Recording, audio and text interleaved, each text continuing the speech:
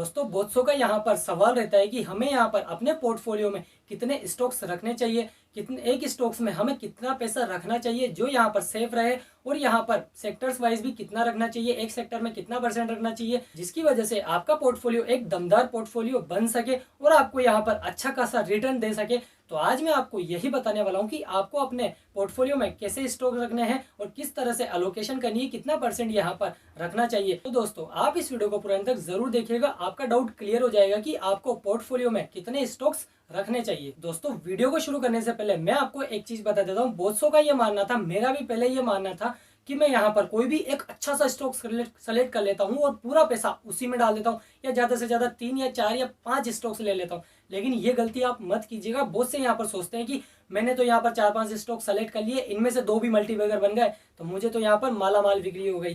तो ऐसा नहीं है दोस्तों, जो बड़े बड़े इन्वेस्टर्स हैं, जो बड़े बड़े एक्सपीरियंस्ड है उनके पास, वो भी यहाँ पर अभी तक कोई भी मल्टीबैगर नहीं चूज कर पाए हैं कि ये 6 महीने में 1 महीने में रिटर्न दे सकेगा। कम से कम भी यहाँ पर उन्हें वेट करना पड़ता है 5 से 10 साल में। जो राकेश झुनझुनवाला जी का कोई एग्जांपल लेता है तो उन्होंने कब इन्वेस्ट किया था, 3 रुपए का शेयर था टाइटन का, और आज की वैल्यू आप देख सकते हो तो अभी तक भी वो होल्ड करके बैठे हुए हैं। तो इसी वजह से उनकी वैल्यू बढ़ती जा रही है। तो यहाँ पर ऐसा नहीं है कि कोई भी मल्टीबैगर साबित हो सकता है 1 साल में, 2 साल में, टाइम लगता है 5 से 10 साल का, क्योंकि आपको एक बार पैसा नहीं कमाना, आपको हर साल यहाँ पर पैसा कमाना है। तो इसी वजह से आपको एक दमदार पोर्टफोलियो होना चाहिए अलग अलग सेक्टर वाइज के हिसाब से। तो मैं आपको यहाँ पर बता देता हूँ, सबसे पहला पॉइंट है, आपको यहाँ पर किसी भी सेक्टर में आप जो सेक्टर है उसमें इन्वेस्ट करो ना, तो आपका पोर्टफोलियो का जो भी मतलब आपका जो इन्वेस्टमेंट का अमाउंट है वो यहाँ पर 25 से 30% होना चाहिए। फॉर एग्जांपल 1 लाख आप कर रहे हो तो एक सेक्टर में आपको 25 से 30 हजार रुपए ही होने चाहिए, इससे ज्यादा नहीं करने हैं। उसके बाद सेकंड पॉइंट है कि आपको किसी भी एक स्टॉक में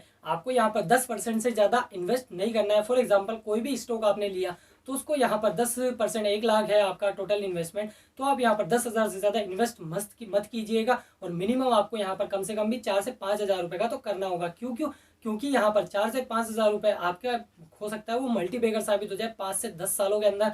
तो आपको यहाँ पर 4% मिनिमम और मैक्सिमम 10% तक आप ले सकते हो। और आपको कम से भी कम अपने जो पोर्टफोलियो है उसमें सेक्टर, जो आईटी सेक्टर हो गया, फार्मा सेक्टर हो गया, एफएमसीजी सेक्टर हो गया, इनको यहाँ पर कम से कम भी 5 से 6 सेक्टर आपको रखने होंगे जो यहाँ पर फ्यूचर के हिसाब से लगते हैं आपको कि ये फ्यूचर में ग्रोथ करेंगे, इनकी डिमांड कभी खत्म नहीं होगी। आपको यहाँ पर पता है कि फ्यूचर कौन सा होने वाला है, ईवी, सोलर, एफएमसीजी तो कभी बंद होता नहीं है, फार्मा भी नहीं होता, वो सारे ऐसे हैं। तो आपको रिसर्च करनी पड़ेगी, मैं आपको बता दूंगा रिसर्च का टूल, अगर आप कमेंट में बताते हो तो हम वीडियो बना के बता देंगे। और दोस्तों आपको अब यहाँ पर सवाल होगा कि कितने स्टॉक्स लेने चाहिए। बेसिकली मैं आपको यहाँ पर रिकमेंड करूंगा कि 13 स्टॉक कम से कम और 20 स्टॉक ज्यादा से ज्यादा, 13 से 20 के बीच में आपको स्टॉक्स रखने चाहिए अपने पोर्टफोलियो में, अलग अलग कंपनी के, एक कंपनी के अलग अलग करके आपको यहाँ पर कम से कम भी 13 से 20 से बीच में स्टॉक्स आप रख सकते हो। ये यहाँ पर अच्छा लोकेशन होगा, यहाँ पर आपके जो स्टॉक्स का अलोकेशन करते हो तो आपको सबसे बेस्ट अलोकेशन है ये। और दोस्तों अगर आप यहाँ पर म्यूचुअल फंड में भी इन्वेस्ट कर रहे हो तो आपको यहाँ पर म्यूचुअल फंड का भी सेक्टर देखना है।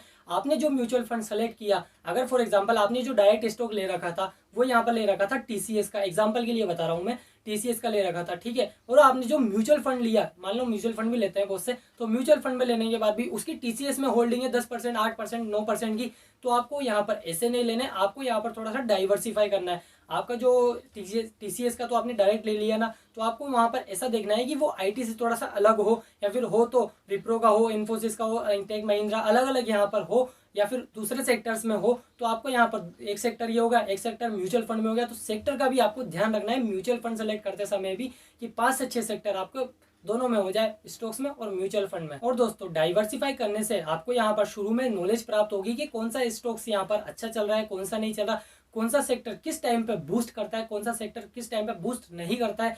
तो आपको यहाँ पर मार्केट की नॉलेज भी होगी। मार्केट की नॉलेज होने के साथ साथ आप यहाँ पर जैसे लॉन्ग टाइम तक इन्वेस्टेड रहते हो तो फिर आप यहाँ पर किसी एक सेक्टर पे और एक स्टॉक्स पे भी यहाँ पर दाव खेल सकते हो, जिसकी मदद से आपको वो मल्टीबैगर भी साबित हो सकता है, शॉर्ट टर्म में भी लॉन्ग टर्म में भी। बेसिकली एक साल में कोई यहाँ पर परफेक्ट नहीं हो सकता, यहाँ पर मतलब आप बेसिक लेवल पे हो, धीरे धीरे इंटरमीडिएट पे जाओगे, फिर एडवांस में तो कुछ भी खत्म नहीं होता। तो आपको यहाँ पर शुरुआत में धीरे धीरे ज्ञान प्राप्त करना है। ज्ञान प्राप्त करने के बाद आपको जैसे यहाँ पर अच्छा खासा नॉलेज हो जाए तो आप यहाँ पर किसी एक शेयर पे भी रिस्क ले सकते हो बेसिकली। और दोस्तों सबसे इंपॉर्टेंट चीज जो यहाँ पर बहुत से लोग गलत करते हैं, क्या करते हैं कि मेरी यहाँ पर सैलरी आई 20,000, मैंने यहाँ पर केवल यहाँ पर पूरा का पूरा अमाउंट ही उसमें डाल दिया स्टॉक्स में या म्यूचुअल फंड में। आपको ऐसा नहीं करना। आपकी जो सैलरी है उसको 3 भाग में बांटना है। मैंने वैसे एज वाइज बता रखा है कि आप किस एज के हो, तो आपको क्या करना है, आई बटन में जाके देख लीजिए।